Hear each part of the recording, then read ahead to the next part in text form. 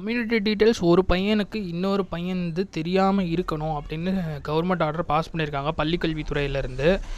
ஆனால் இந்த சில நேரத்தில் இந்த ஷெட்யூல் காஸ்ட் கோட்டா வந்து வெரிஃபை பண்ணுறதுக்கும் அவங்களுக்கு ஸ்காலர்ஷிப் வெரிஃபிகேஷனுக்கும் அப்படியே கிளாஸ் ரூம் முன்னாடி டீச்சர்ஸ் நின்று எஸ்சி கோட்டாலாம் எந்திரிச்சு வா, எஸ்டி கோட்டாலாம் எந்திரிச்சு வா அப்படின்னு சொல்லுவாங்க பப்ளிக்காக. அந்த நேரத்தில் ஒரு 4 பேரோ 5 பேரோ ஒரு ஸ்கூல்லையோ காலேஜ்லையோ எந்திரிச்சு நிற்பாங்க. அப்போ கிளாஸே அவனை ஒரு மாதிரி பார்க்கும். அந்த 50-60 பேர் இருக்கிற கிளாஸில் எல்லாருமே ஜாதி வெறி பிடிச்சவனா இருக்க மாட்டான். ஆனால் கண்டிப்பாக ஒரு 5-6 பேர் 10 பேர் ஜாதி வெறி பிடிச்சவனாக தான் இருப்பான். அவனை டிஸ்கிரிமினேட் பண்ணுவான்.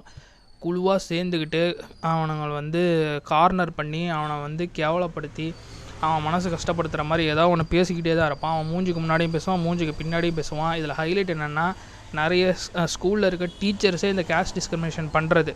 பசங்களை வந்து ஒரு பர்டிகுலர் ஜாதி இவனுக்கு பிடிக்காதவனாக இருந்தால் அவனை டிஸ்கிரிமினேட் பண்ணுறது நடக்குது. அப்புறம் எப்படி டீச்சர்ஸ்க்கு மரியாதை இருக்கும்?